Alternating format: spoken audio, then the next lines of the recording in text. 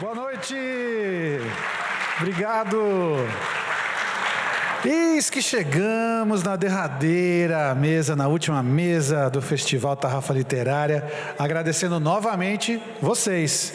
Muito obrigado mais uma vez e vamos lá, vamos descobrir o que essa mesa vai nos trazer. E para fazer a mediação da mesa 11, Ler o Mundo, Ler a Nós Mesmos, eu estou trazendo aqui um grande amigo e parceiro do festival, o único mediador de todas as edições da Tarrafa, o brasilianista incrível Matthew Shirts.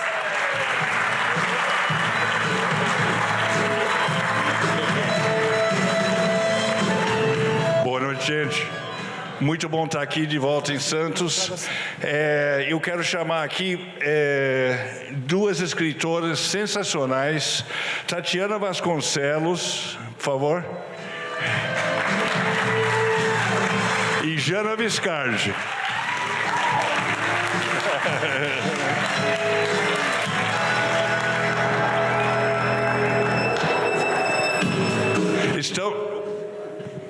Boa noite. Seus microfones estão funcionando? Alô. É boa difícil de enxergar. Daqui a gente não vê nada. Eu estou em choque. A Lília Guerra está ali, ó, na audiência, gente. Não que vocês não sejam importantes, mas a Lília Guerra está ali. Palmas para a Lília Guerra.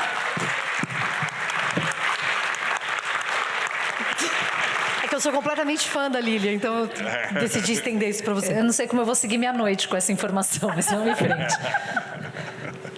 Sensacional. Olha, eu vou começar pela Tati, tá?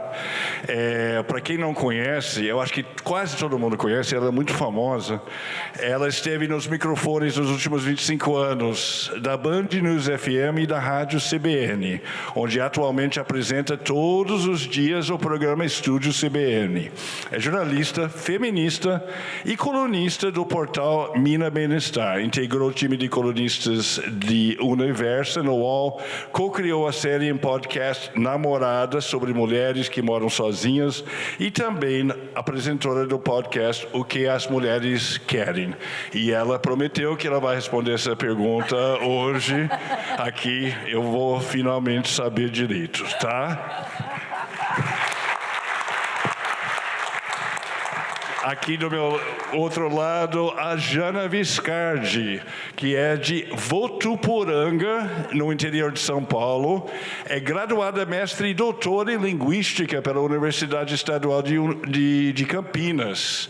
E há 10 anos cria conteúdo nas redes sociais com o objetivo de chamar a atenção para a importância da linguagem no nosso cotidiano. Da leitura de notícias à escrita de um e-mail de trabalho. Jana também oferece cursos e palestras e deixou que eu a chamasse de influenciadora das redes sociais.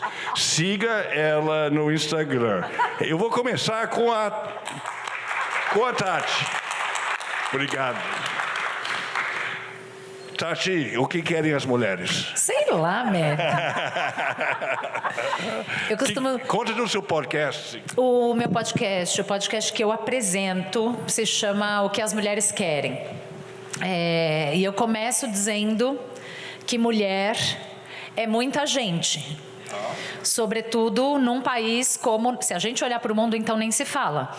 Mas, num país como o nosso, ser mulher significa muitas coisas diferentes para mulheres diferentes, e eu não tenho a pretensão de falar em nome de todas elas. Feito esse disclaimer, mulheres diferentes querem coisas diferentes.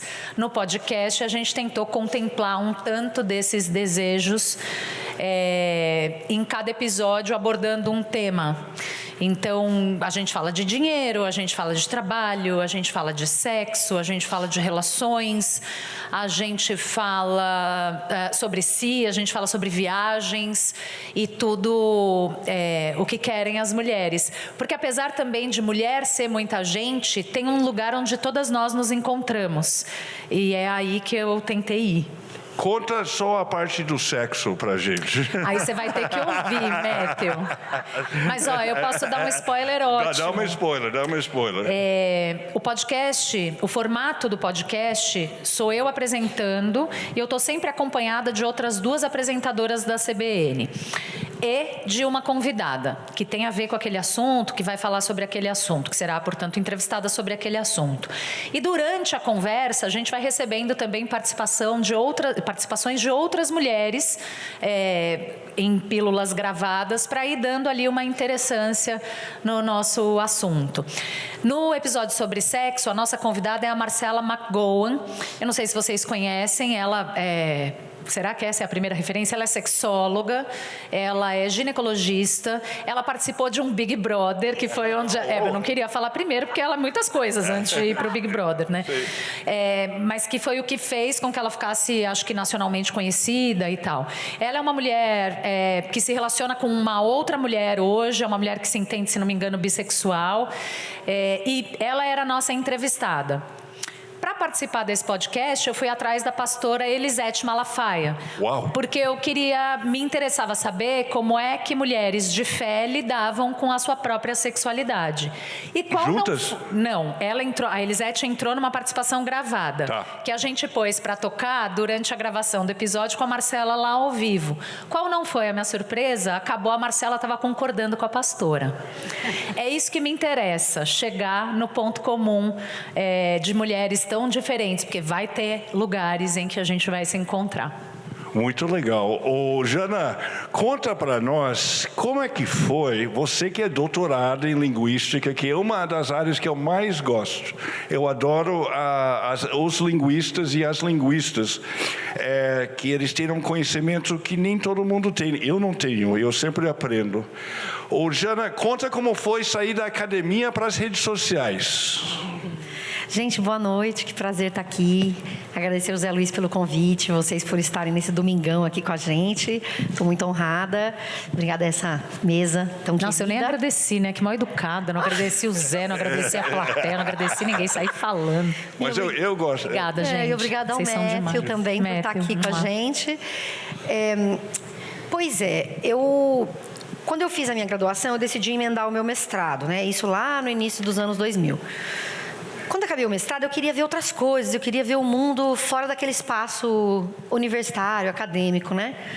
Nisso eu me mudei para a Bahia, fui dar aula em escola, fui fazer outras coisas, em faculdade, mas eu muito rapidamente senti falta de fazer o doutorado. Acabei voltando para a Unicamp para fazer lá, e quando eu acabei o meu doutorado, eu fui dar aula numa universidade, lá em Salvador, fiquei alguns anos nessa universidade, mas ao fim e ao cabo eu decidi sair dessa universidade e um dia, do nada, eu falei, rapaz, eu vou montar um canal no YouTube, juro mesmo. Estava indo dormir e falei, vou montar um canal no YouTube, vai fazer agora aniversário de 10 anos, dia 5 de dezembro, eu acho. E eu não tinha a menor ideia como se usava uma câmera, eu não sabia editar vídeo, eu não sabia fazer nenhuma dessas coisas. E eu comecei com a ideia de que, bastante ingênua, inclusive, de que eu falaria sobre questões de trabalho, do mundo corporativo, porque eu trabalhei numa universidade que tinha uma lógica, assim, corporativa no meio do caminho, porque eu pensava assim, não, aí aqui eu vou despontar para o mundo corporativo. Vou fazer cada semana umas 50 palestras. Eu estava achando que eu ia bombar. Pergunto para você aí, deu certo? Não deu certo, gente, claro que não deu certo. No meio do caminho, muito rapidamente, eu comecei a trazer os assuntos que me interessam, que são sempre a relação entre linguagem e questões do cotidiano, especialmente as que estão atreladas a questões de minorias.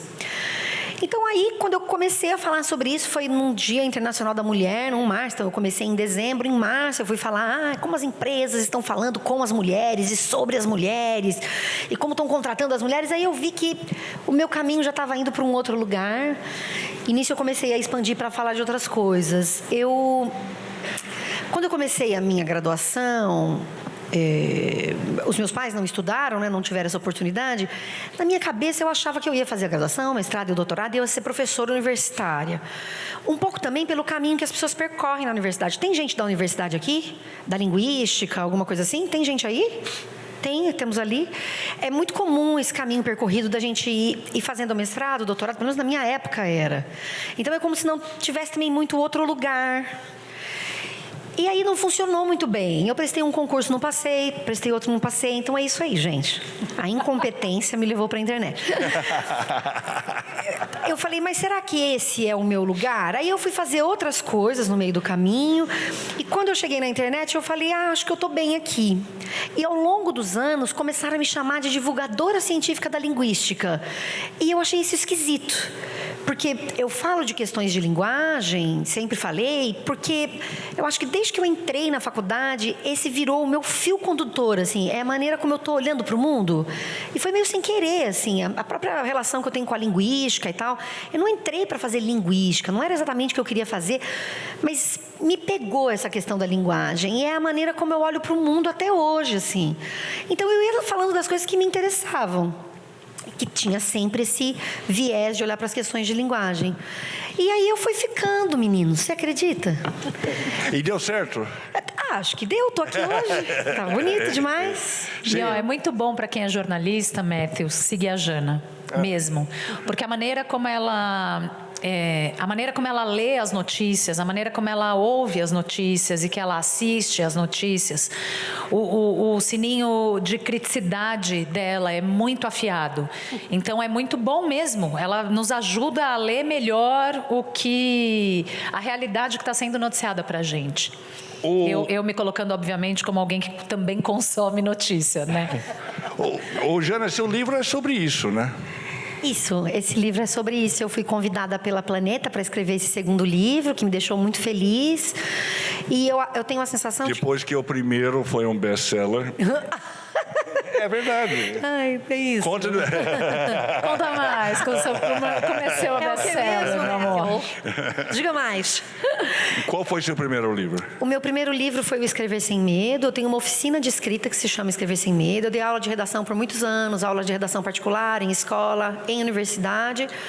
E quando eu estava na internet, eu decidi montar cursos livres para quem quisesse escrever. E essa coisa das pessoas terem medo de escrever, achar que elas não têm o direito à escrita, sempre me incomodou. Então, eu decidi montar esse curso e, no ano retrasado, a Planeta falou, e se você escrevesse sobre esse seu curso, né, com base no seu curso? E era isso que eu ia dizer também sobre esse livro. A sensação que eu tenho é que a escrita acaba pegando a gente no contrapé, assim, porque quando me chamaram pela primeira vez para escrever um livro, eu não pensei no meu curso de escrita.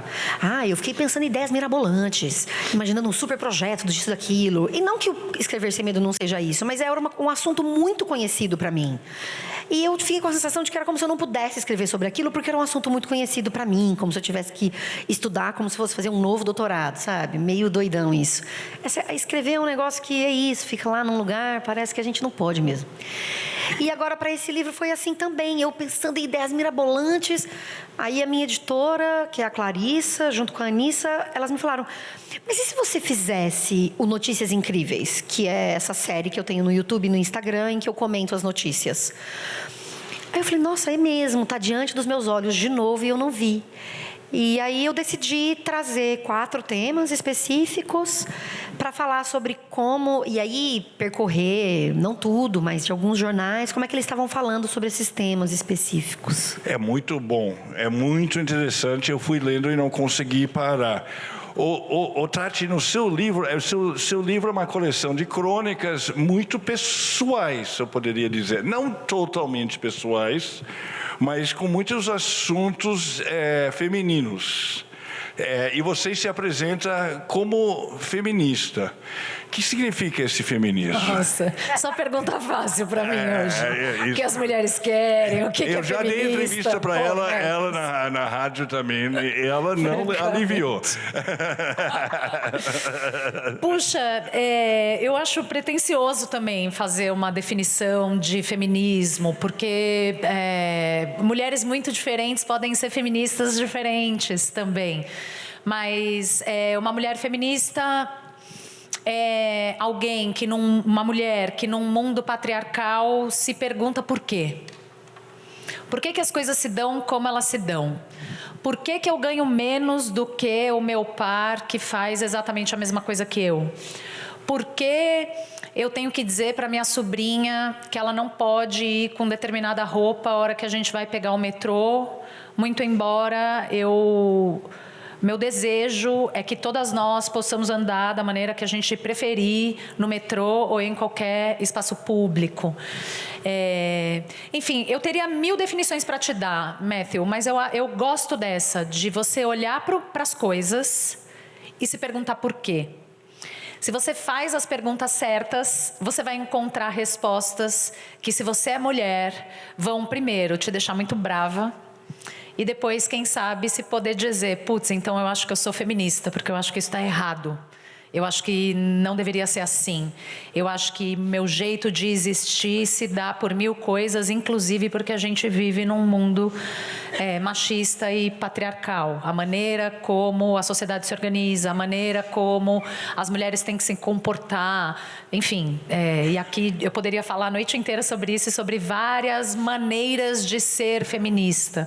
Mas eu acho que, essencialmente, é você olhar para o mundo e entender que aquilo está errado, por um prisma de gênero, obviamente, e fazer algo para tentar consertar. E está melhorando? Tá, acho que indubitavelmente tá. Não na velocidade que a gente gostaria, mas tá. Se você pensar até institucionalmente, legalmente, a gente tem ganhos muito importantes nos últimos anos. A Lei Maria da Penha é uma delas. Muitas leis foram aprovadas. E a gente tem visto mais recentemente um movimento contrário, né, a esses avanços. Esses avanços, eles se dão de maneira muito lenta, como eu disse, muito mais vagarosa do que deveria, e a gente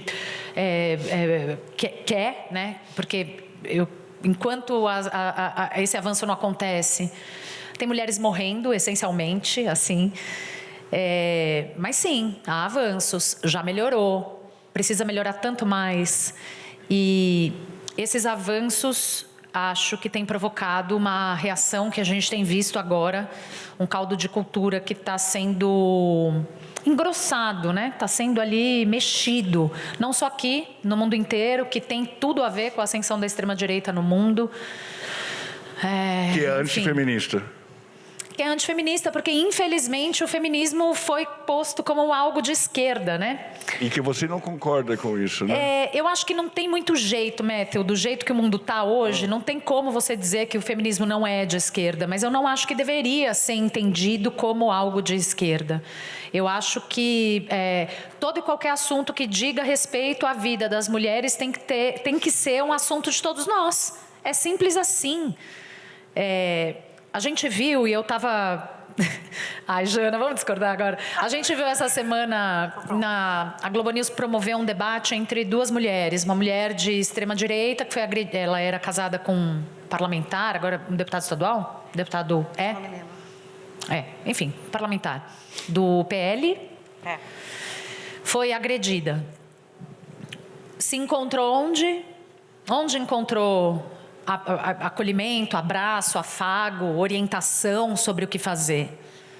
Com mulheres feministas. Não foi com as mulheres de direita que atacam o feminismo. E a Globo News promoveu um encontro entre essa mulher e a Manuela Dávila, que é uma mulher de esquerda, que tem uma atuação política muito firme já há muitos anos na política partidária, e que é uma mulher feminista. E foi lindo de ver onde elas se encontram. Aí, tem 1 milhão de nuances, tem 1000 poréns, tem muitas mulheres de direita que não querem, atacam o feminismo mesmo, acham que as feministas são danosas. Gente, esses dias eu estava vendo cada coisa, né? Um vídeo no Instagram de um masculinista qualquer, dizendo para você ter muito cuidado com mulheres tatuadas. É um perigo, gente. Masculinista, eu não conhecia. Onde já se viu você ter... As mais perigosas são aquelas que têm uma borboleta tatuada. Verdade? Juro por Deus. Da onde que eles tiram essas coisas, minha gente? Tenho a menor...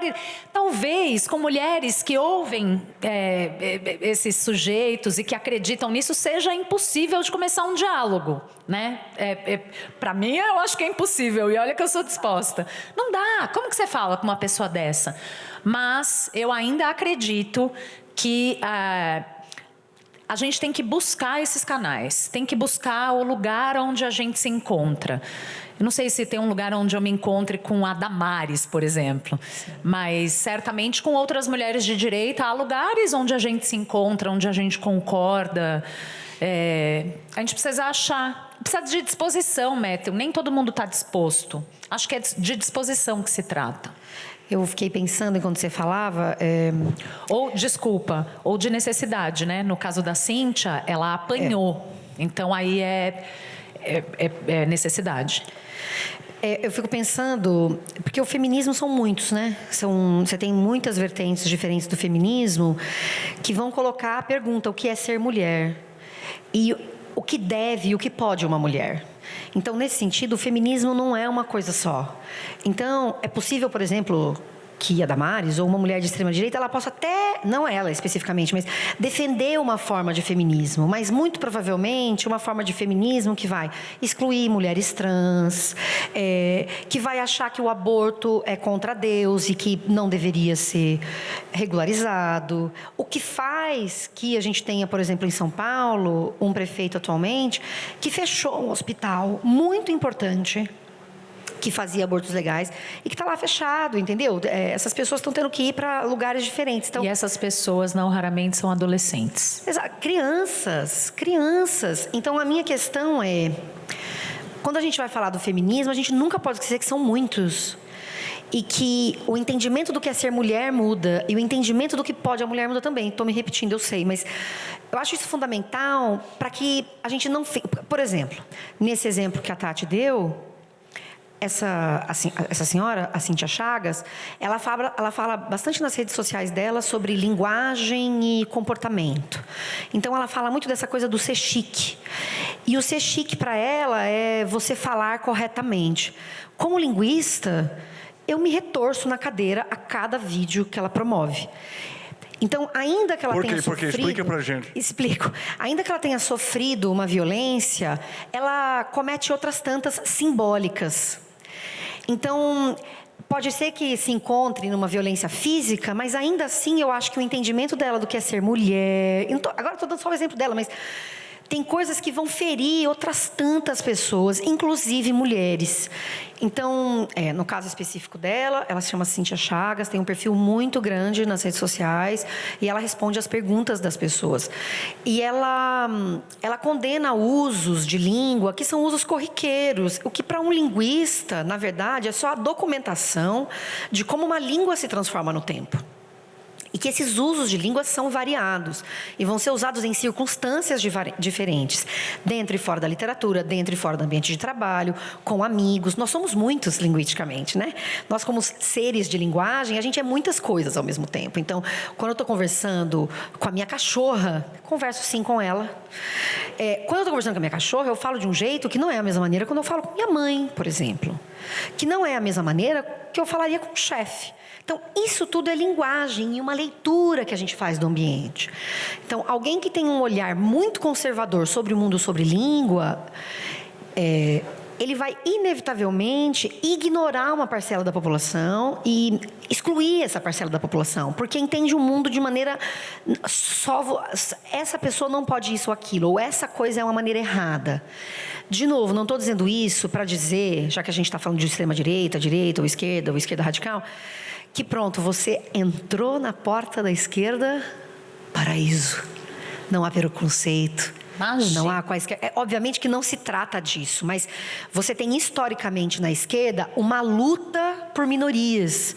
Enquanto na direita, e aí agora especialmente na extrema-direita, essa luta por minorias, ela não existe, não nos termos em que a gente vê por adquirir direitos, igualdade. É de um outro lugar, é o lugar da individualidade. Você vai lá e monta o seu negócio, e o seu negócio é vender um produto do Paraguai e se você vende o almoço para comprar a janta, sabe? É de um outro jeito, assim.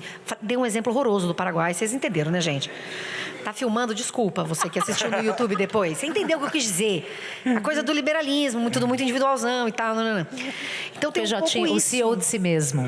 Isso, é o CEO de si mesmo. Gente, um CEO de si mesmo. A pessoa virou um PJ que, sabe, não tem nenhum direito e isso é vendido de uma maneira como se fosse uma liberdade. Então você também tem esse corromper a ideia de uma liberdade de expressão, da liberdade dos indivíduos, porque ao mesmo tempo que se fala dessa liberdade do CEO de si mesmo, no minuto seguinte, não, mulher abortar de jeito nenhum. Olha Deus ali olhando. E veja, uma coisa é você não querer abortar você mesma, outra coisa é você achar que ninguém pode, que nenhuma mulher pode, que você vai decidir por todas elas. Uma questão que é um direito, é saúde pública. Em países em que o aborto, por exemplo, acontece, você tem uma redução nos casos de aborto, ao invés de um aumento nos casos de aborto. Então, a minha questão está aí, assim. E nesse dia, por exemplo, qual é a minha dificuldade com esses debates? Nesse dia especificamente, lançaram um corte da Cíntia Chagas, falando sobre linguagem não binária, que é um uso feito em algumas circunstâncias por pessoas trans, por exemplo, mas não só, mas também, que é super preconceituoso e que é pura desinformação. Mas o jornal foi lá, porque aquilo é desinformação, entendeu? Não tem outro nome para aquilo. O jornal foi lá, fez o corte e publicou. Quando eu fui ver os comentários, as pessoas estavam assim, é isso aí, isso é uma aberração. E aí não é só a linguagem que é uma aberração. Essas pessoas também são entendidas como uma aberração. Aí, para mim, não dá, porque esse diálogo não existe. Essa pessoa está propondo desinformação e preconceito, que é legitimado embaixo, porque hoje em dia a gente vive um tempo em que as pessoas não têm nenhuma vergonha. As pessoas não têm vergonha, não têm vergonha. As pessoas nem viram, né? Viram 3 segundos e estão lá. Enfim. Mas é bem isso, porque elas não estão interessadas. Tem alguém que corrobore o que ela pensa.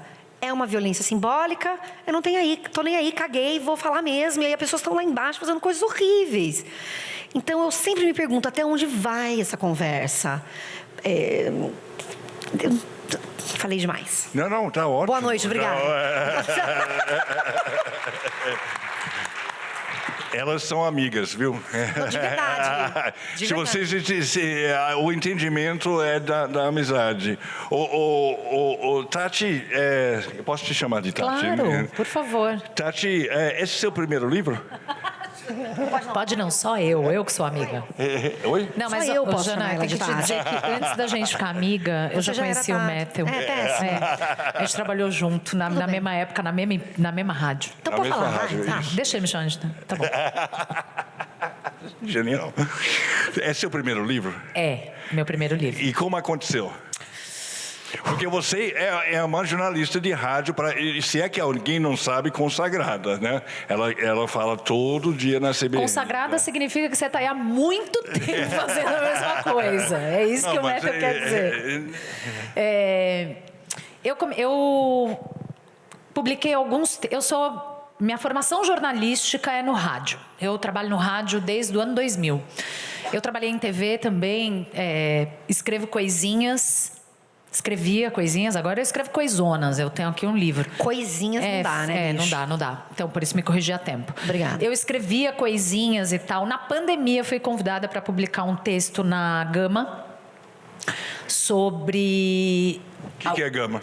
Revista Gama, um portal que toda semana publica várias reportagens em formatos diferentes, um texto, uma entrevista, uma entrevista em áudio e tal, sobre um tema e variações sobre o mesmo tema. Isabelle Moreira Lima me convidou para escrever um texto sobre como é o isolamento na pandemia de uma mulher que mora sozinha, porque era um tema, né, na época. Depois ela me pediu um outro texto, escrevi um outro texto e virei depois, em seguida, colunista de Universa. Então, eu escrevia toda semana. Meu Deus, que difícil é escrever toda semana. Eu sei. Matthew, como é possível? Eu sofria muito, muito, muito. Eu passei o ano inteiro escrevendo toda semana e também... Na pandemia? Não, aí já era 22. Tá. Em Universa, toda semana. E em 22, eu passei 3 meses em Portugal. Eu passei 3 meses em Lisboa. Trabalhando de lá, levei meu equipamento, apresentava meu programa diário de lá e escrevia semanalmente de lá. Também como uma mulher brasileira que chegou numa cidade nova, num país novo, que tem a ligação que tem com o nosso, né, de onde viemos, e atenta ao que significa uma mulher brasileira vivendo... 1, fora do Brasil. 2, naquela cidade. 3, naquele país. E fui escrevendo de lá, nesses 3 meses. Em 23, eu fui escrever em Mina Bem-Estar, um portal de saúde e bem-estar que está hospedado no UOL, enfim. Mensalmente, felizmente. E a Globo deixa? A Globo deixou, a CBN deixou, desde que... O meu limite é o texto. Eu não posso fazer áudio, eu não posso fazer vídeo. Eu posso escrever. Pode falar? Não pode ouvir sua voz? A CBN é dona da minha voz, Matthew. Enfim, enquanto eu estiver lá, é a dona da minha. Só posso se eles me deixarem. E o limite foi bem claro. Você pode escrever, tá bom. E aí, eu escrevi em Mina Bem-Estar até hoje. No ano passado... O Michel Alcoforado, que hoje é um popstar, não é mesmo? O homem que mais tem vendido livro no Brasil, com o Coisa de Rico, ele é comentarista do Estúdio CBN, que é o programa que eu apresento. Ele também é meu amigo. E ele dizia, você precisa escrever um livro. Porque ele é meu leitor das colunas mensais. Eu falava, não tenho a menor condição de escrever um livro. Eu apresento um programa de notícia de 3 horas todos os dias. Eu escrevo coluna, eu estava fazendo uma pós-graduação, eu estava dando aula, não tinha a menor condição. Ele falou, mas você não precisa escrever, o livro já está escrito. Se você juntar as crônicas que você tem, eu acho que você desenha um bom panorama de mulheres da sua geração. Obviamente, com todos os recortes possíveis para uma mulher como eu, branca, de classe média alta, enfim. E aí ele me convenceu. Então, eu fui bater na porta de algumas editoras e a editora Telha falou, gosto, vamos fazer o livro. Saiu quando? Fizemos o livro. Eu pré-lancei ele na Flip, que foi em julho. Tá. E depois fiz um lançamento em São Paulo, fiz um lançamento no Rio de Janeiro, vou fazer um lançamento em Brasília, no fim de novembro. E aqui, dia 6 de dezembro. Anotem aí. Aonde? Na Realejo. Na livraria Realejo, que vocês conhecem, em Gonzaga. Dia 6 de dezembro é um sábado. E é à tarde, às 4, talvez. Estão todos convidados, apareçam. Não me deixem falando sozinha aqui, por favor. Muito legal. Jana, conta pra gente como que é o modelo de negócio das redes sociais.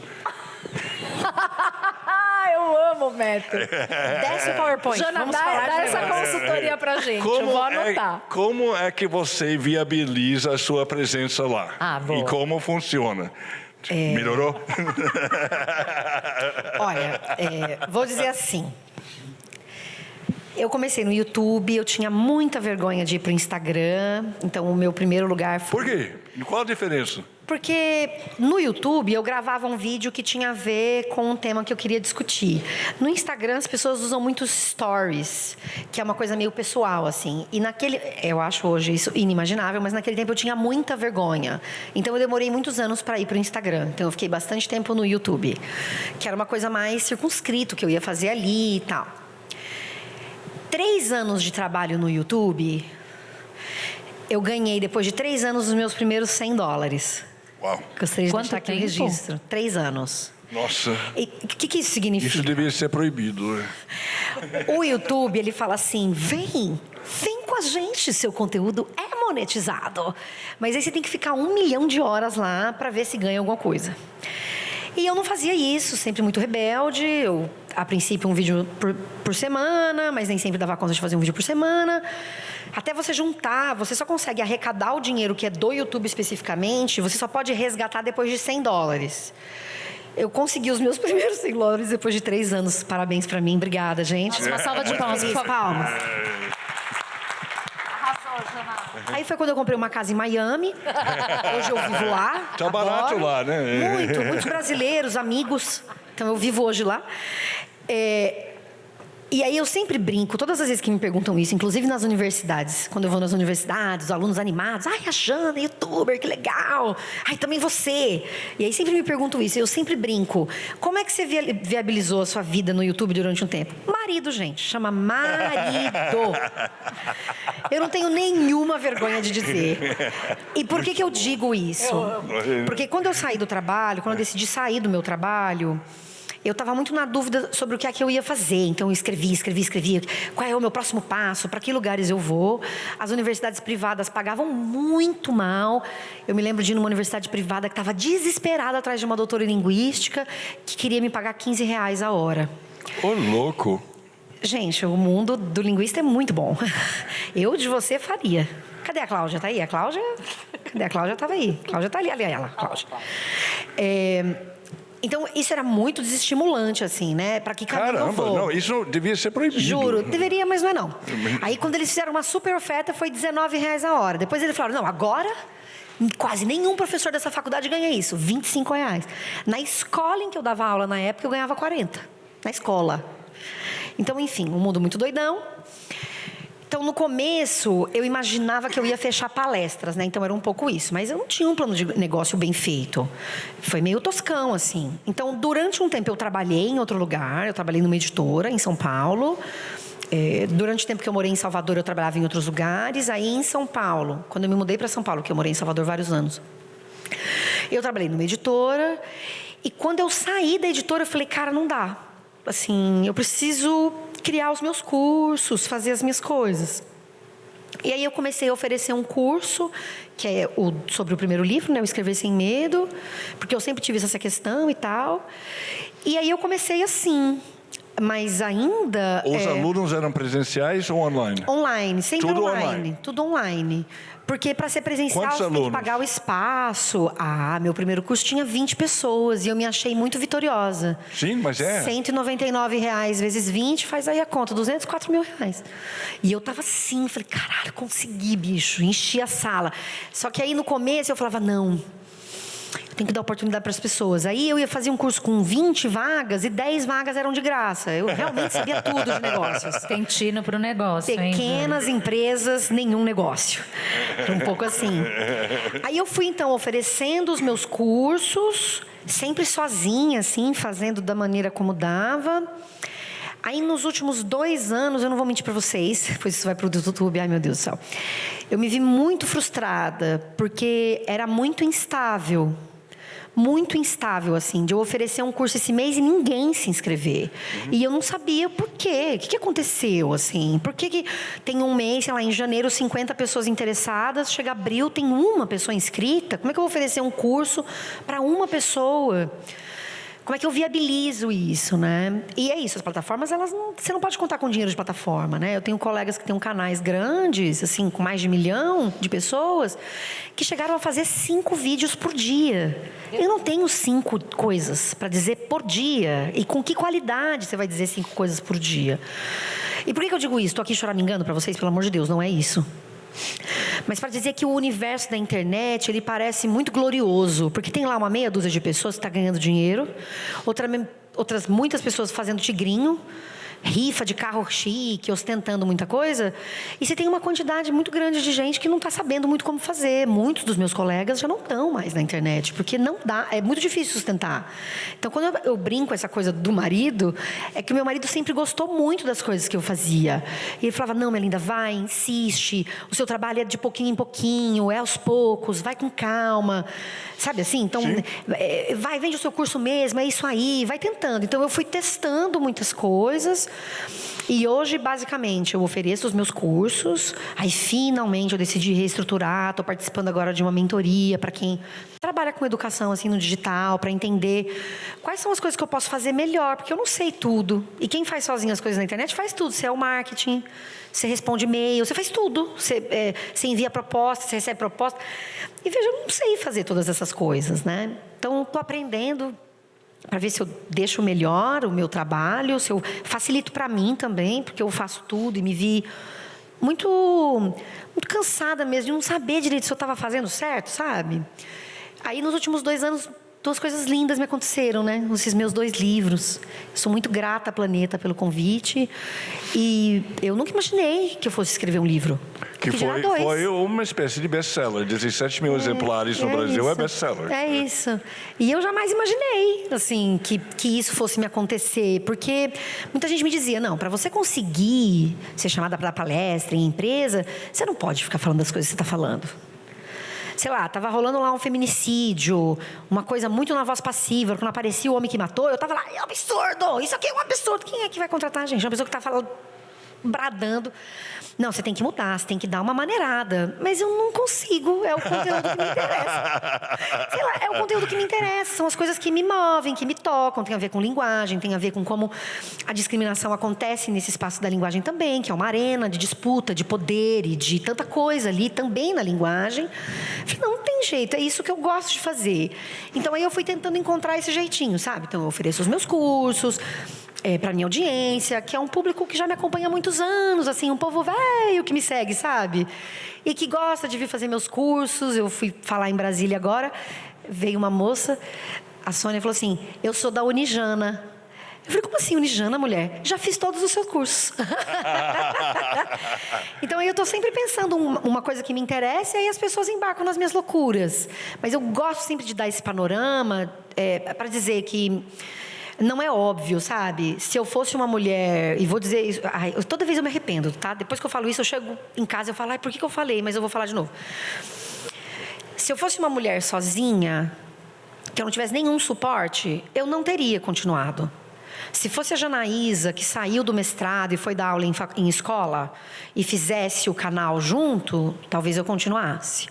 Mas se fosse a Janaísa, que, por exemplo, teve momentos que estava desempregada, mas continuou fazendo o canal, eu não teria continuado se eu não fosse uma pessoa que vivia em algum nível de estabilidade ali, que é a realidade de muitos dos meus colegas, que não tinham essa oportunidade. Tipo, a minha mãe não poderia me ajudar nisso, mas em casa com meu marido a gente se resolve e deu certo. Então, hoje, eu já tenho mais estabilidade, aí eu estou super feliz, muito contente.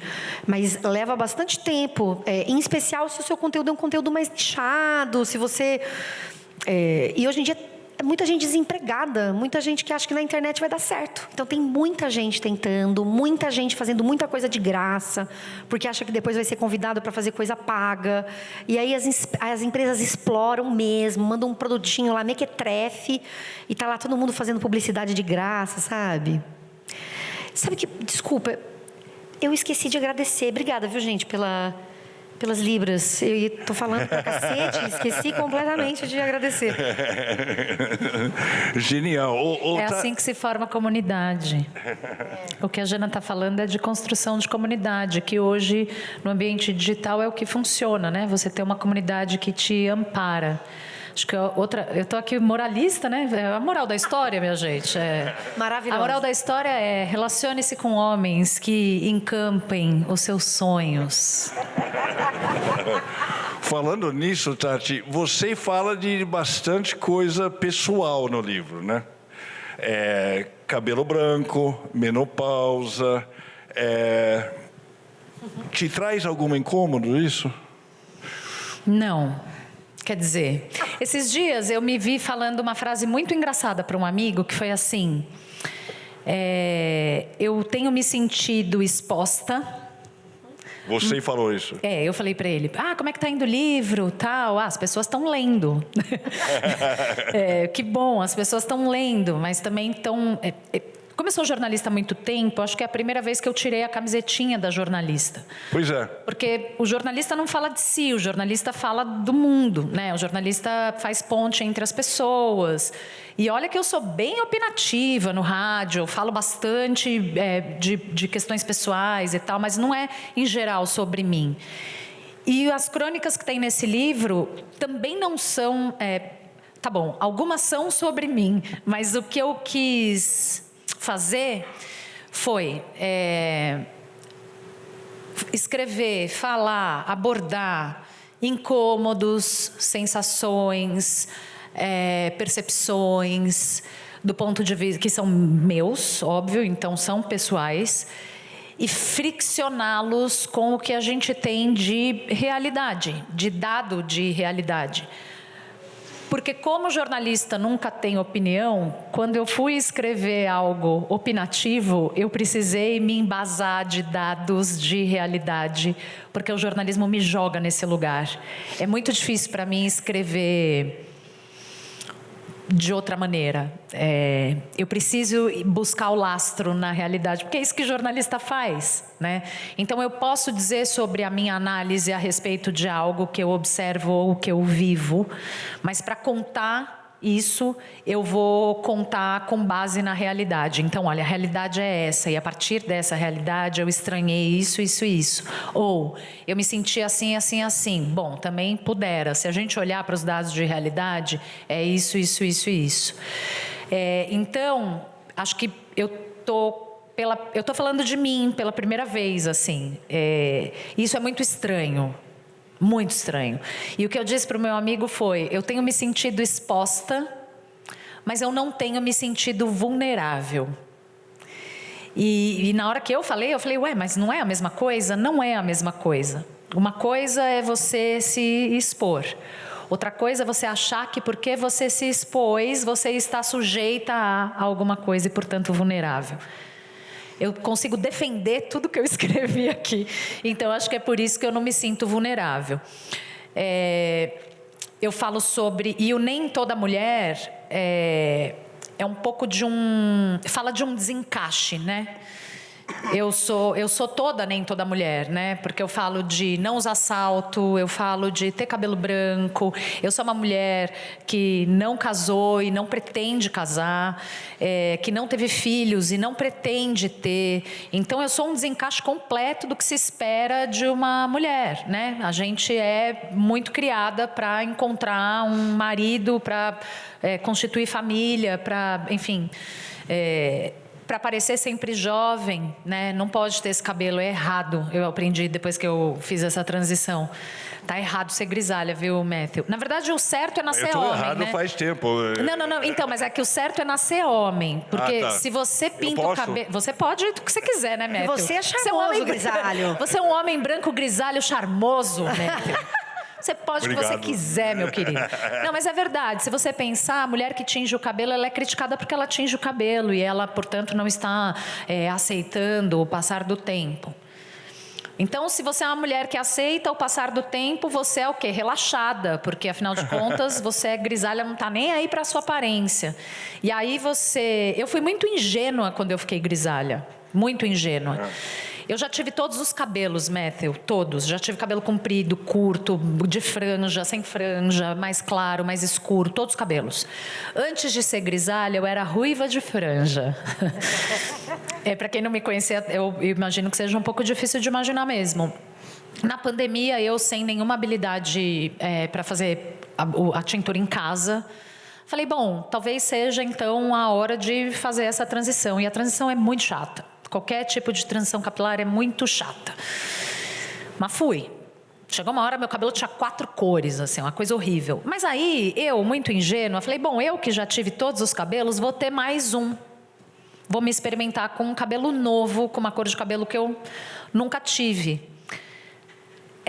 Desconfiando e sabendo um pouco, mas subestimando a leitura social que um cabelo grisalho tem para uma mulher. Então, tem um texto aqui que chama O que é ser uma senhora. No primeiro dia, abril, pandemia acabou, vamos sair na rua.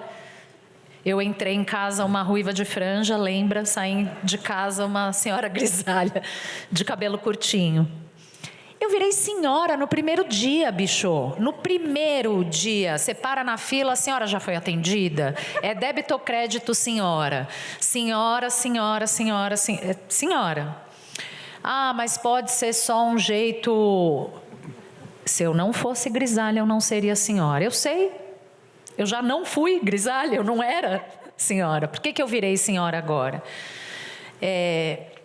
A mulher grisalha... Jana pode também... Quero te ouvir como é que é para você e tal. Mas, bom... Traz uma invisibilidade também muito curiosa. Porque a mulher grisalha é velha. E velha não transa, né, gente? Não? Então você não existe, querido. Matthew. Gente, vamos Desculpe, desculpando. Mas é uma loucura. Vira invisível no jogo sexual, cara. Ninguém te olha. Quer dizer, ninguém. Também não é assim, né?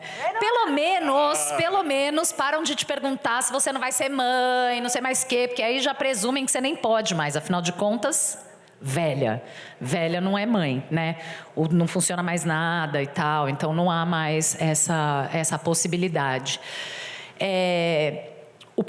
E aí foi quando eu resolvi no carnaval desse ano, fazer uma experiência antropológica, que foi...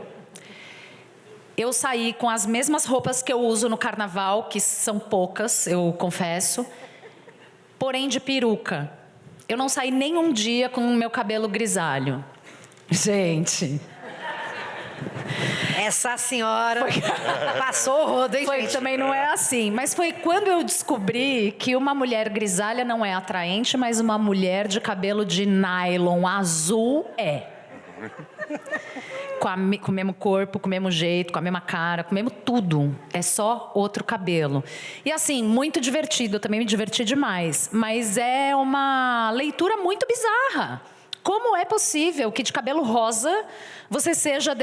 Claro, e aqui eu estou considerando todas as permissões, os excessos e tudo do carnaval, né? Porque aí a gente está falando de carnaval, né? Enfim. Mas de outros carnavais eu notei essa diferença. E foi o único texto inédito que eu escrevi para esse livro.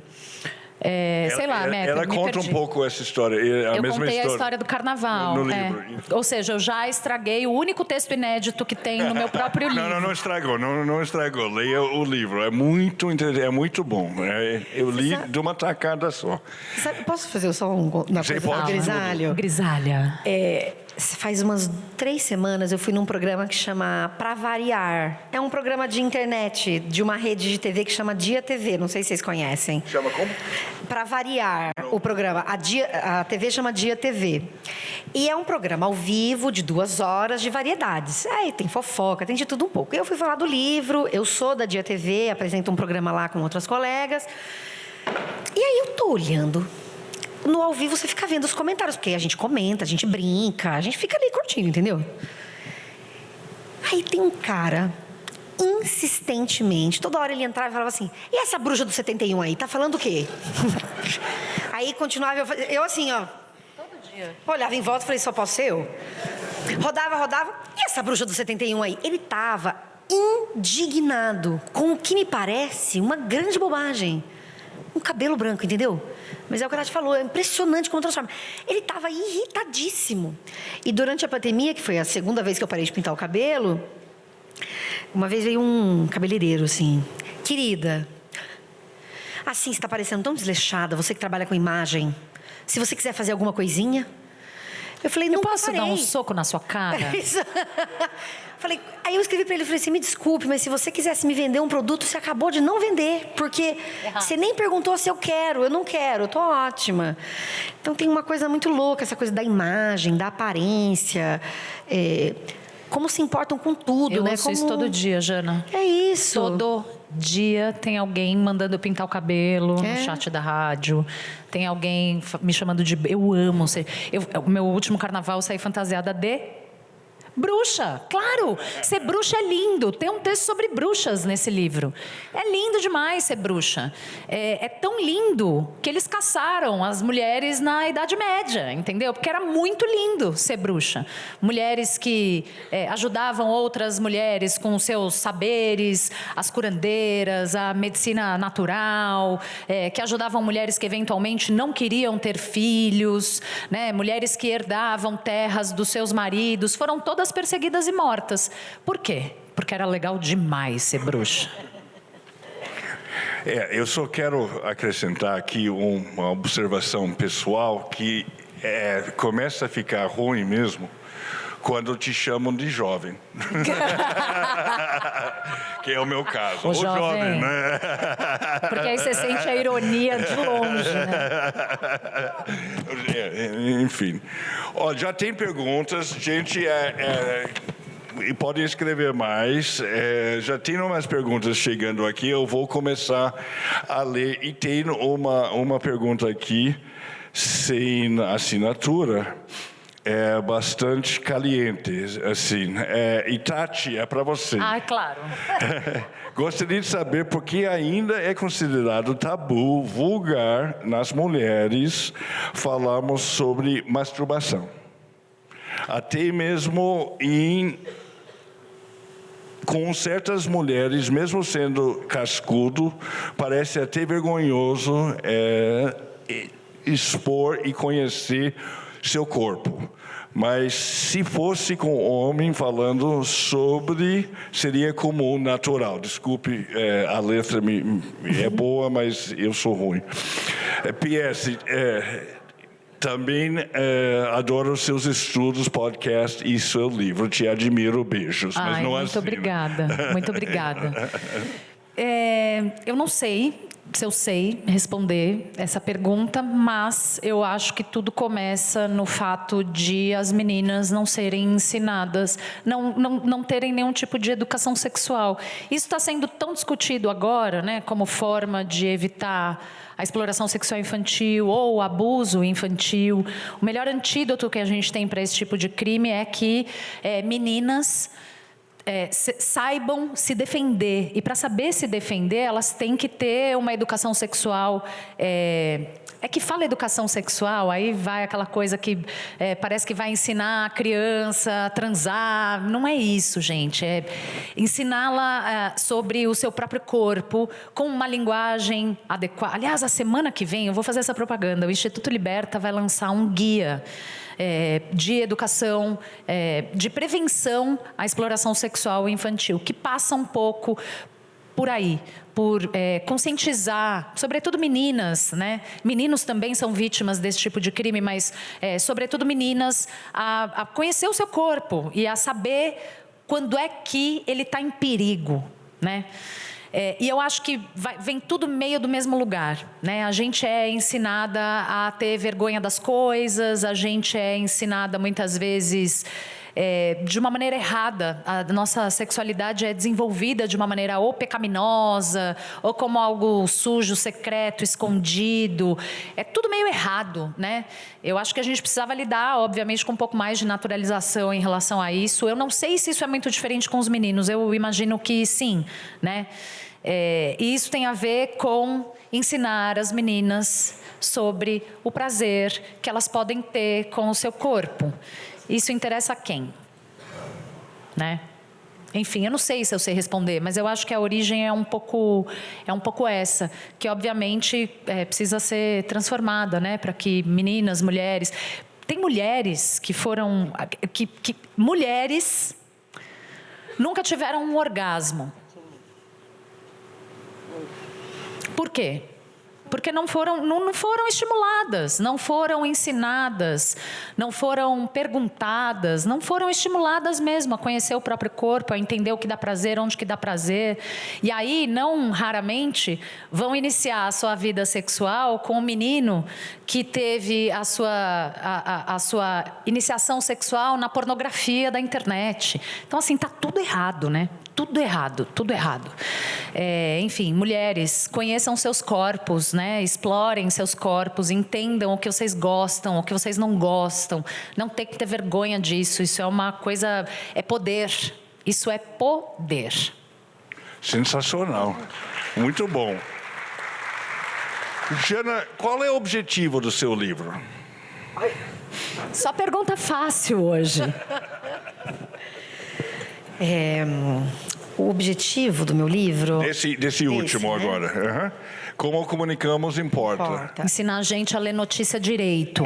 O meu interesse é mostrar para as pessoas que há, primeiro, diferentes maneiras de se falar sobre uma mesma coisa. Então, quando você tem lá... mulher é morta durante viagem... Estou dando um exemplo fictício aqui, né? Quando você lê isso, você pensa... Nossa, o que será que aconteceu? Foi atropelada? Bateu o carro? Aí, quando você vai ler o texto, que nem todo mundo faz hoje... Você descobre que já se sabe que quem matou foi um namorado... Ele matou essa jovem... Se foi isso que aconteceu... Por que é que não está escrito lá, no título? Namorado mata jovem... Durante viagem, eu sei lá... Existe só uma maneira de dizer isso? De novo, não, tem várias maneiras de dizer. E o meu objetivo é mostrar para as pessoas que aquilo que está escrito no jornal é um olhar sobre aquilo que aconteceu. Essa busca pelo fato, mas ainda assim tem uma lente olhando para aquilo. Isso significa que ninguém mais pode ler o jornal? Pelo amor de Deus, não é isso. Porque, inclusive, nos meus cursos, eu tenho um curso que é específico, que tem relação com esse livro. Tem gente que chega assim... Ai, Jana, eu me sinto tranquila, porque eu só leio o jornal de esquerda. Aí eu falo, então, deixa eu te explicar uma coisa.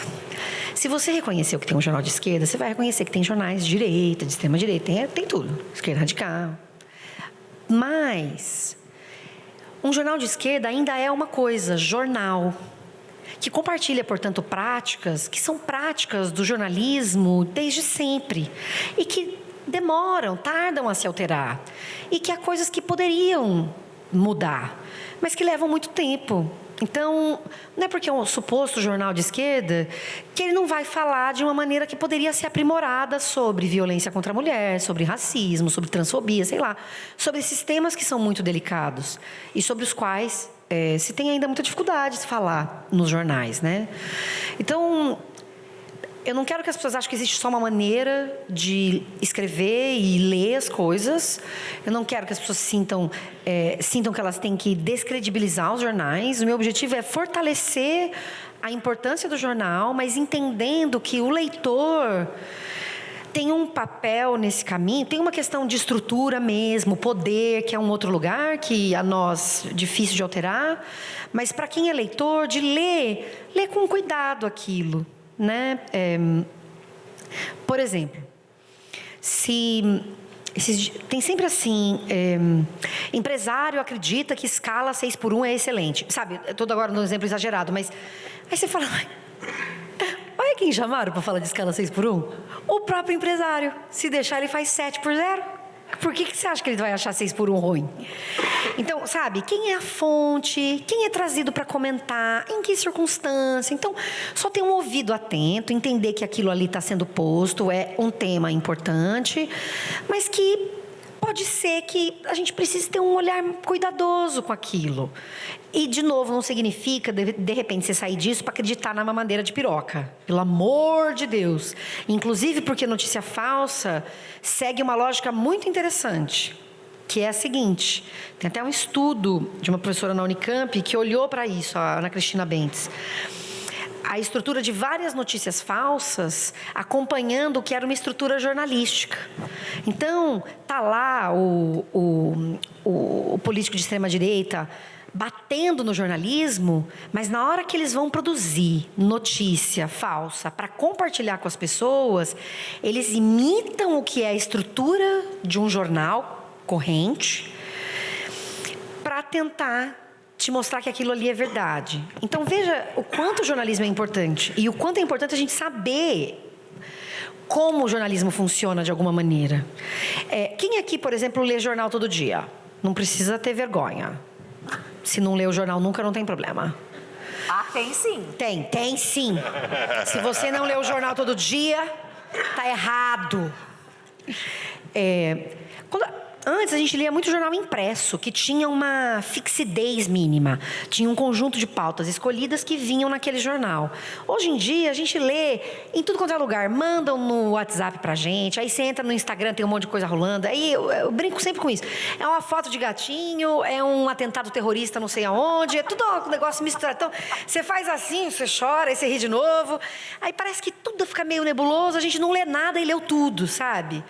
Então, eu acho importante a gente ter esse olhar crítico. Então, eu acho que o meu interesse é trazer para as pessoas um conhecimento que eu tive na universidade, compartilhar desse conhecimento e também estimular as pessoas para esse olhar mais crítico. A gente lê o jornal todo dia, mas a gente faz muita coisa todo dia. Não é para você ficar 5 horas no jornal pensando, será? Também não é isso, sabe? Mas leia pensando, por exemplo, vai se falar de uma guerra? Está se falando de quê? Por exemplo, teve uma notícia esses dias, eu tinha até printado, nem sei onde foi que eu botei, que apareceu assim, que era o Trump envia... Era uma coisa das tropas. Espera aí. Por exemplo, Estados Unidos sancionam presidente da Colômbia por suposta ligação com o tráfico de drogas. Aí eu fiquei assim... Bom, os Estados Unidos hoje, desculpa, viu, Matthew, mas tá uma situação. Então, que Estados Unidos é esse? Sancionou por quê? Sabe? Então, é olhar um pouco com esse cuidado. Ah, aqui, outra. Eu juro que eu vou falar só essa, porque eu sou enlouquecida com as notícias, adoro. Estados Unidos enviam porta-aviões para combater tráfico na América Latina. Mas será? Será que é só isso? pensando nesses Estados Unidos, especialmente o de agora, e além de um país que está historicamente envolvido em trocentas guerras, bombardeia aqui, bombardeia lá, será que ele está só querendo... Isso é o que ele diz. Exato, é o que ele diz. Então, por que é que o jornal simplesmente reproduz o que um político de extrema-direita diz? Sabe? Como é que a gente lida com isso num país em que tem a extrema-direita crescendo? E é muito comum que as pessoas me digam assim... Estou falando muito, né? Mas eu já vou parar. É muito comum que as pessoas me digam assim... você está falando aí de extrema-direita, mas eu duvido você falar da extrema-esquerda. Eu falei, então, palma. Não é extrema-esquerda e esquerda radical? E aí eu quero saber quando é que a UOL dá um manchetão da Vera do PSTU. Quantas vezes você viu as ideias da Vera do PSTU, esquerda radical, circulando assim, ó, primeira página do Estadão, da Folha. Quem são os representantes do PSTU no Congresso Nacional? Exatamente. Cadê essas pessoas? Então, não tem como. Tem essa coisa de você, como se você pudesse falar de maneira igual de um lado do outro. Não dá, porque um lado não está nem aparecendo no jornal. E aí você dá o microfone para o sujeito e só reproduz o que ele diz. Então, se o jornal não está fazendo essa seleção, como é que a gente se organiza, sabe, para ler aquilo com cautela, mas entendendo que o jornal é importante, porque é um espaço de produção de conhecimento de mundo. Respondi, será? Respondeu muito bem. Aliás, o livro é muito fácil de ler, diferente do que você poderia pensar. É incrivelmente bem explicado, tá? E eu recomendo muito. Agora uma pergunta, para sair do Trump, a gente nem falou de inteligência artificial e está acabando o tempo, viu, gente? Se você quiser fazer pergunta, é agora, tá? Manda aqui por escrito, eu tenho só 2 ou 3 aqui. A gente vai deixar o Pix depois, quando a gente responder a pergunta da audiência. Tatiana, de Fernando Fernandes. Sim. Você ressalta no seu livro a questão da influência do patriarcado nas relações afetivas. Na sociedade em que vivemos, casamento é uma instituição falida ou ainda existem relacionamentos honestos, sinceros, duradouros, com cumplicidade? Uau! Será que o Fernando é casado, está querendo falar alguma coisa para a esposa dele? Eu não sei responder nada que vocês me perguntaram hoje. Putz. Bom, não fui eu. Vejo o marido da Jana, não é mesmo? Que segurou a onda ali quando ela mais precisou. Eu não sei. Eu não sei mesmo, eu não sei o que responder, porque eu não gosto de casamento. Mas é pra mim. É tipo, eu sei que tem gente que gosta e eu conheço... Tem até gente que gosta. Eu tenho até amigos que são casados. Não, mas eu acho que em geral, as relações nos modelos tradicionais são muito ruins para as mulheres. Ponto. Na média. Porque sobra tudo nas costas delas, dentro de casa, mulheres estão sobrecarregadas, aquilo tudo que a gente já sabe. Então, assim, em linhas gerais, eu acho que não é um bom arranjo para mulheres. Porém, tão grande o mundo, não é mesmo? Tão diversas as pessoas. Há mulheres que conseguem fazer arranjos de casamento que são bons para elas. E aí, é o que é bom para cada uma. Não tem, ainda... O casamento é uma instituição falida? Depende de como você encara o casamento também. Eu talvez tenha começado a pensar... Eu tenha começado a mudar um pouco de ideia também em relação a relações heterossexuais, sobretudo longas, casamentos muito duradouros, sobretudo quando há filhos envolvidos.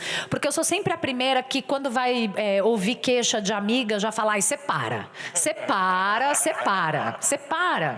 Porque, casou, era para ficar mais fácil, entendeu? Era para dividir, não era para acumular, não era para dobrar o trabalho, era para diminuir.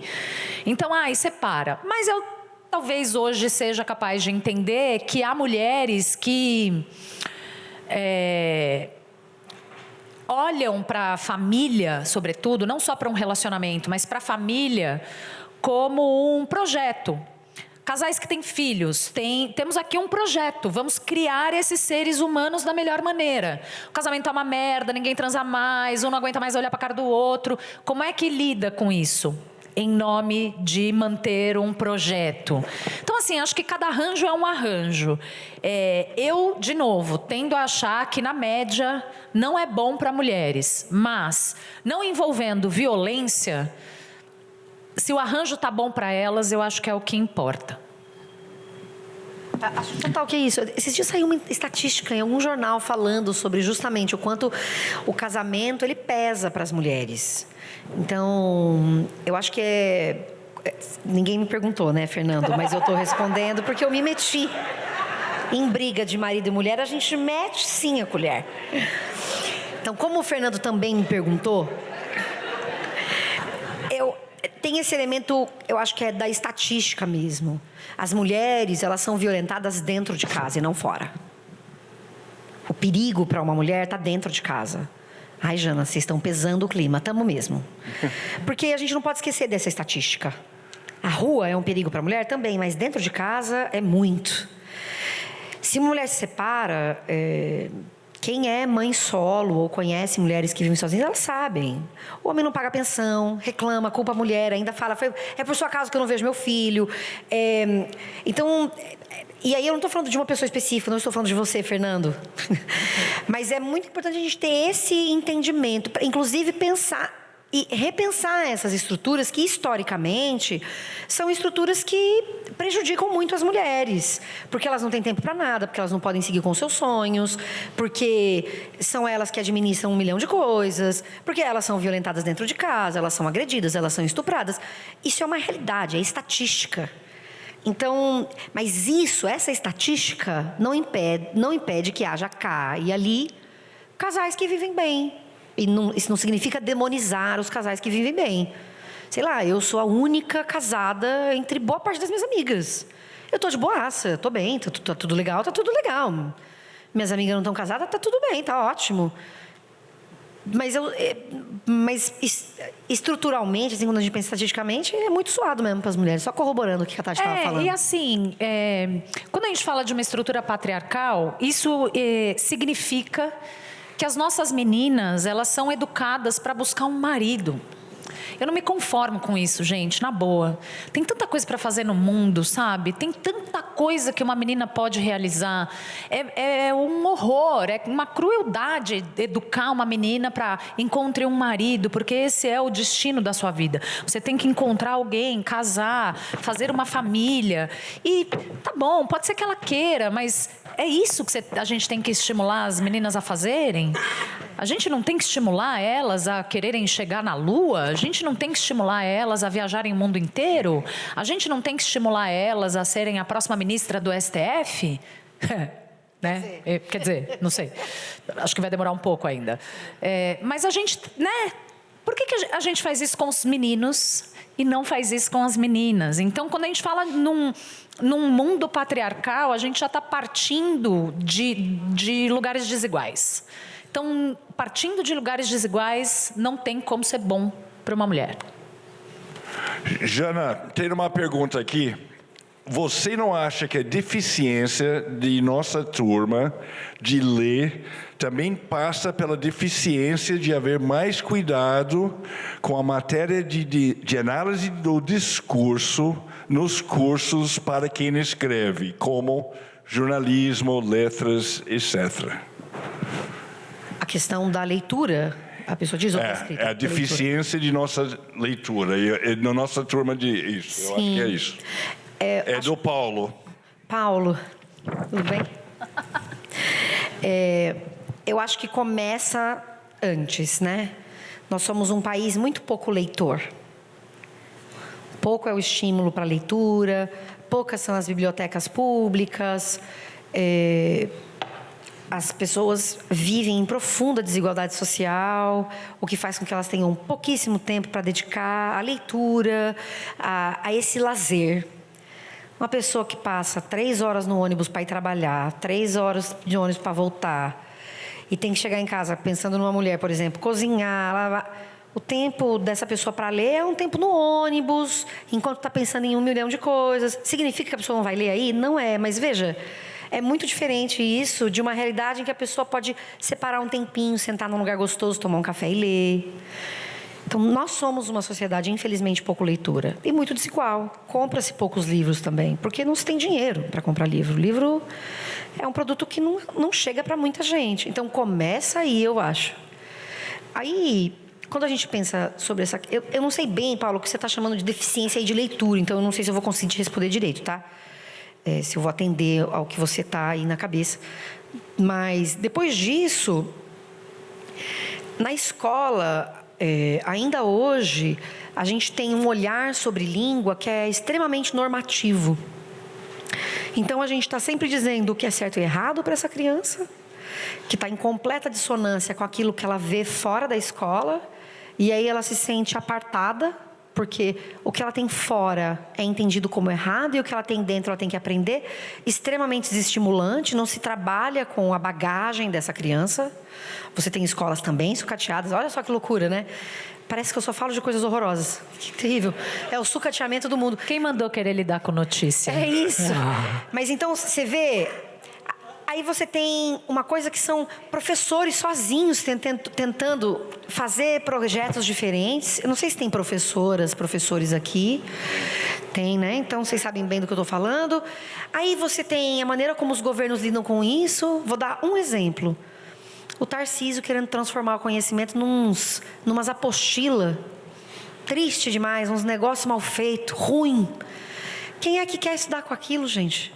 Uma apostila horrorosa.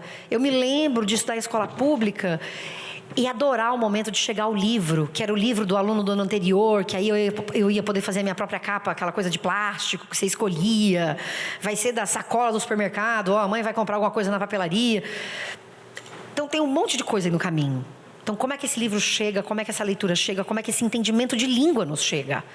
Se é a língua do certo e do errado, que graça você vai ter em ler, porque você vai estar lendo uma coisa que é só para prova, que não estimula a sua criatividade, a sua imaginação. Então, tudo isso leva a gente a crescer como adultos que têm pouco interesse pela leitura. Essa pergunta aqui talvez não caiba tanto, porque são pessoas que estão aqui, então certamente são interessadas em leitura, mas muita gente não lê. Muita gente não lê. Então, como é que você passa isso para um filho, para um sobrinho, para o filho de alguém que você conhece? E aí, como é que essa pessoa entra, quando entra numa faculdade? Que condições são essas da faculdade? Né? Que faculdade é essa? Que tempo essa pessoa tem para estudar?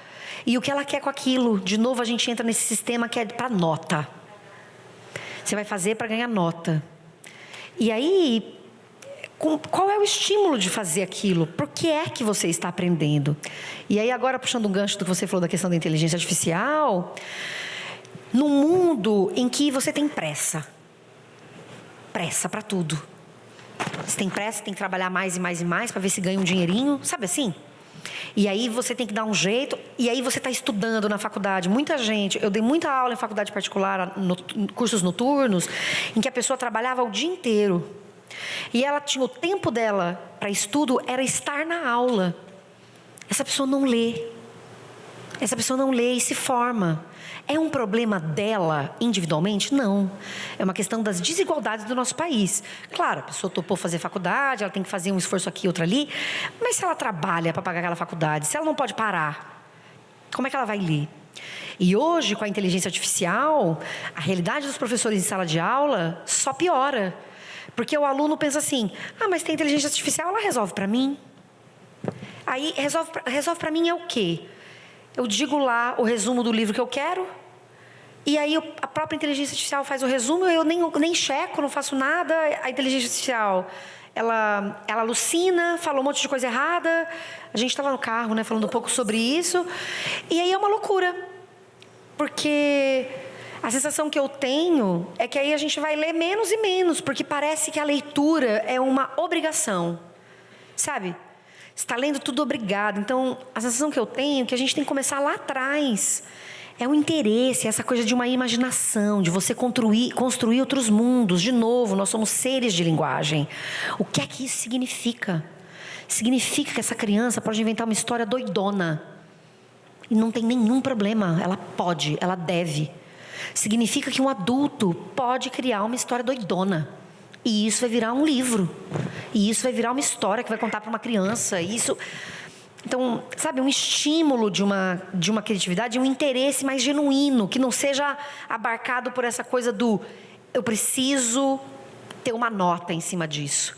Porque aí o interesse é a mesma história do Enem, que a galera começa a decorar a estrutura de redação e só troca a palavra na hora da prova. A pessoa não está interessada em escrever, aprender a escrever. Ela sabe que ela precisa tirar uma nota para passar na faculdade. E hoje em dia isso ainda reduz, né? Porque antigamente as pessoas falavam, tem que passar na faculdade para ver se ouviram alguma coisa.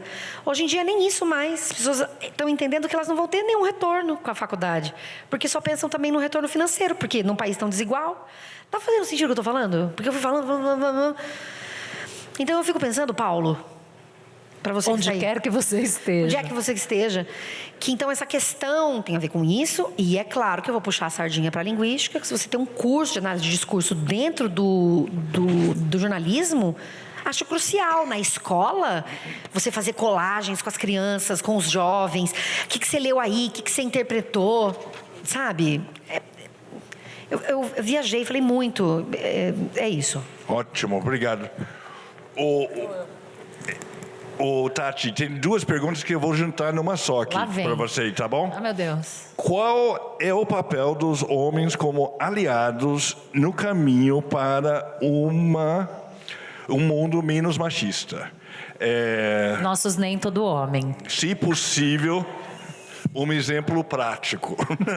Tá? Dá o Duda, né, de exemplo prático. Olha o manual. Vocês estão querendo o manual.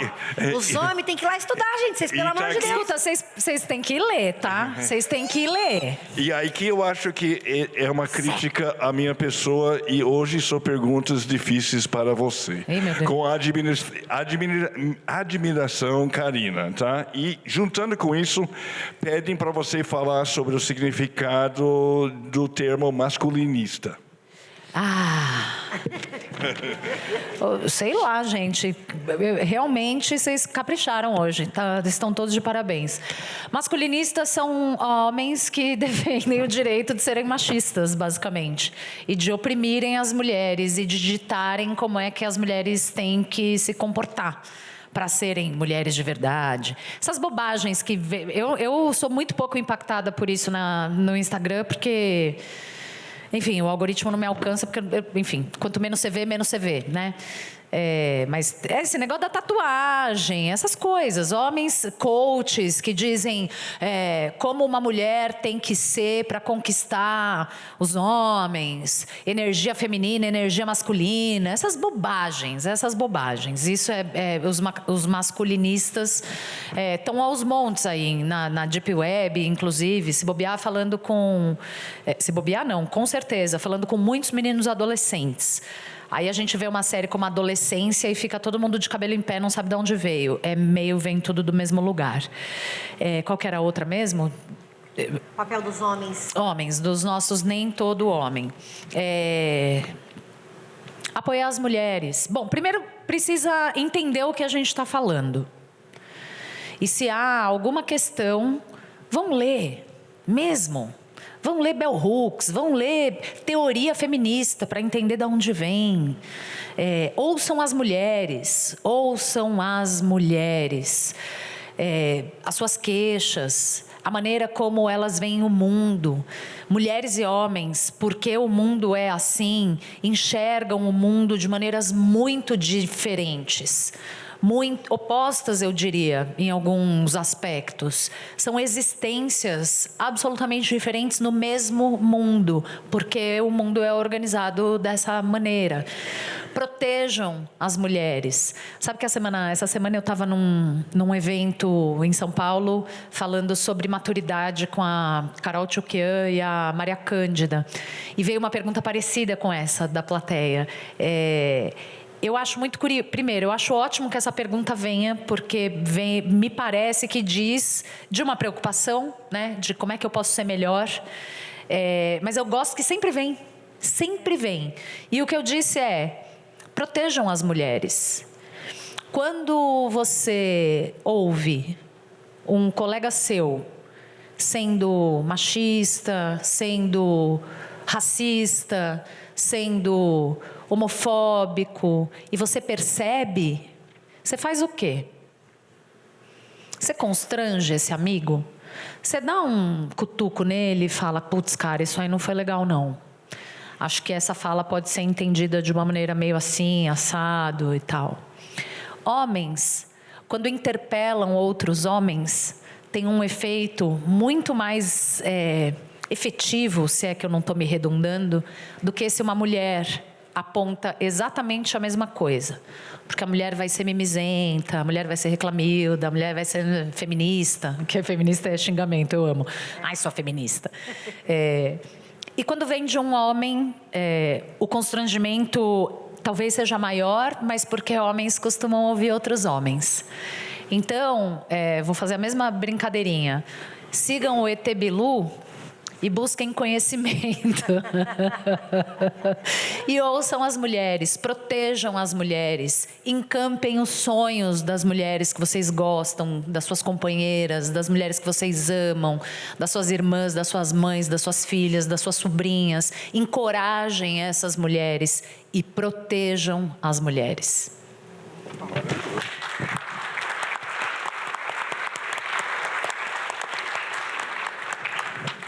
Gente, tem mais uma pergunta aqui, e eu acho que eu vou fazer para as duas, tá? É sobre cabelos brancos, tá? Vocês só perguntaram para a Tati, né? Tudo bem, gente.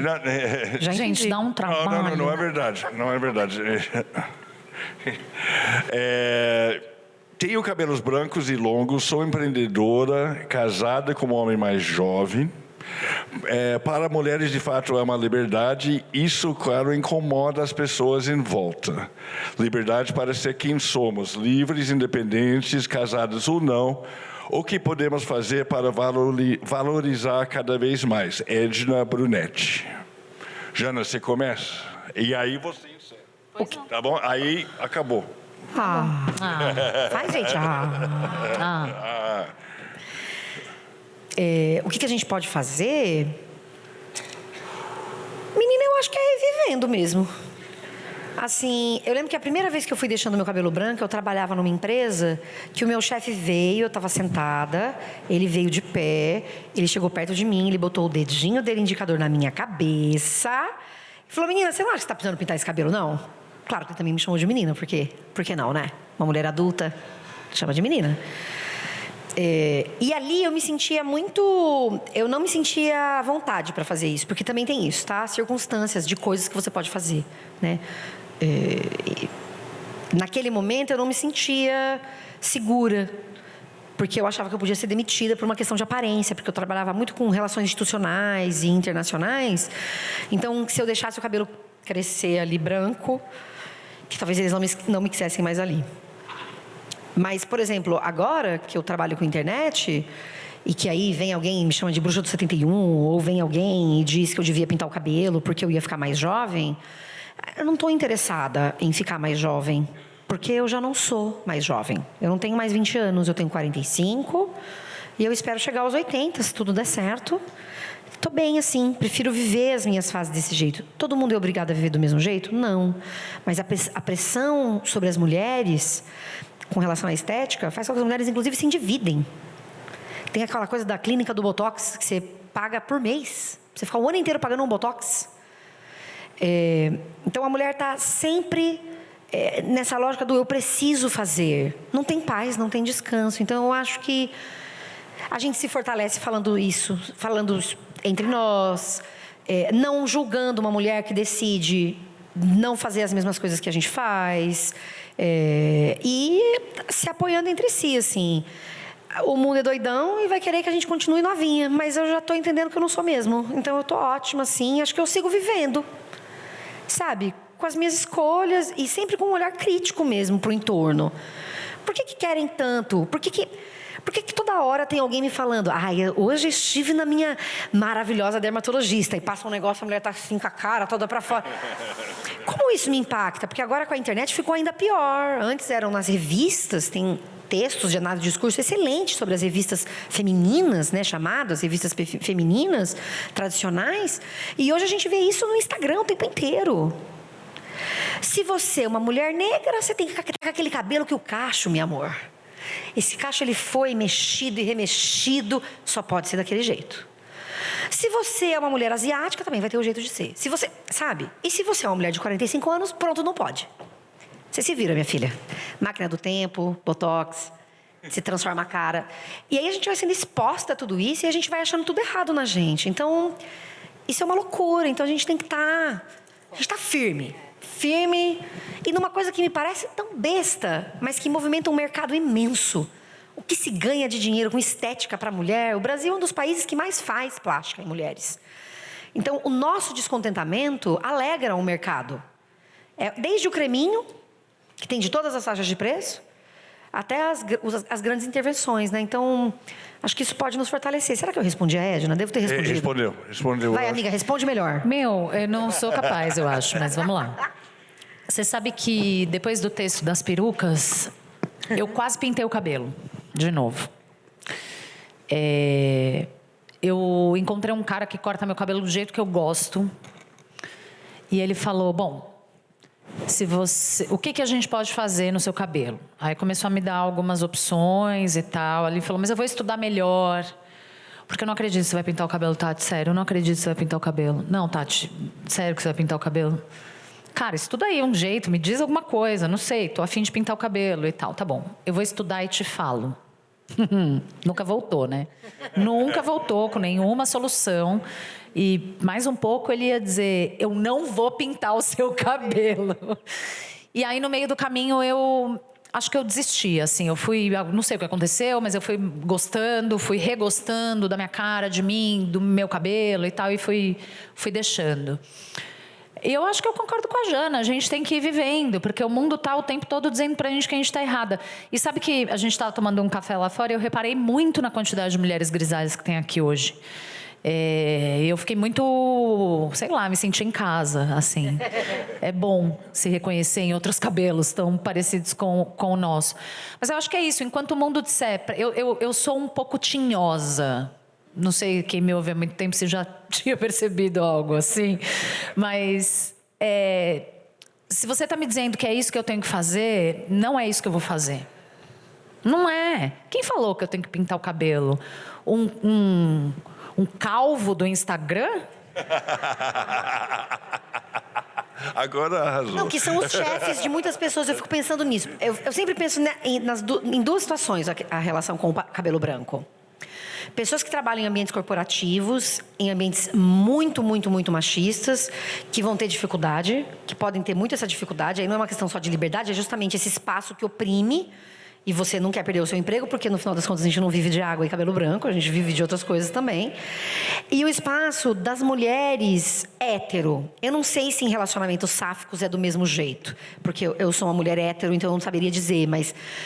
Eu acho que as mulheres solteiras, dos 45 para frente, assumir o cabelo branco é isso, é ser chamada de senhora e as pessoas não estarem interessadas e procurando você. Então tem um lugar também da construção. De afirmação. E da construção de uma autoestima que é muito foda. Tem.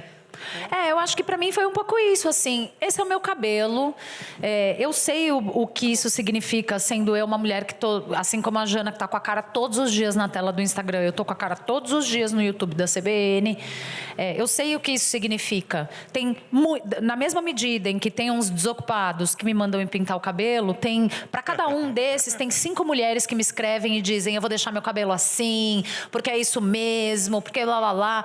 É isso que eu quero ao deixar o meu cabelo branco? É para isso que eu deixo o meu cabelo branco? Não, né? Porque o meu cabelo é meu, é sobre outra coisa. Mas na medida em que eu sou uma pessoa pública que expõe essa cara com esse cabelo branco, eu tenho noção de que isso é política. Isso é político, né? Deixar o cabelo branco é um ato político. E aí eu gosto mais. Mas eu acho que tem um tanto de bancar, sabe? Tem um tanto de bancar e mostrar para o mundo que é o mundo que está errado. Não é você que escolheu deixar o seu cabelo da cor que ele é. Olha, acabou. Muito obrigado. Tati, Jana... Deixa eu contar uma última anedota. Deixa. Só para combinar com o que a Jana contou, um amigo que trabalha comigo, uma vez a gente estava pegando o elevador, eu ainda era ruiva de franja, mas eu já tinha toda essa comunidade albina aqui embaixo. E aí eu estava com uma raizona e tal. E, gente, foi tão automático, ele olhou para mim e falou, tá precisando tingir o cabelo, hein? Eu falei, e você tá precisando emagrecer. Ele ficou... né? Devolver o desconforto. Saímos Foi daqui bonita a pensando o quê? resposta? Não foi. Mas quem fala o que quer, ouve o que não quer. É devolver o desconforto. E eu acho que também tem uma questão da maturidade, a maneira como a gente vai se entendendo na maturidade, como isso vai mudando. De novo, as estruturas de poder, tudo isso, gente, não pode ignorar nenhuma dessas coisas. Mas na medida daquilo que é possível, essa devolução do desconforto, meu amor, não enche o meu saco. Você já se viu no espelho? Entendeu? Gente, obrigada. Muito boa conversa. Muitas perguntas difíceis, socorro. Méteo, obrigada. Matheus, obrigada. Jana, Obrigada, sua gata. Amiga, sua gostosa. Obrigada, Matheus. Obrigada a vocês. Obrigada. A gente vai assinar uns livros? A gente vai? Quem E quiser. eu também vou agradecer vocês. Ô, Zé, obrigada. Acabou a tarrafa. Tá. Gente, acabou. Palmas para eles, palmas para vocês. Até o ano que vem, né, gente? Até breve. Obrigado aos produtores da 78. Obrigado toda a equipe. Obrigado, Matheus.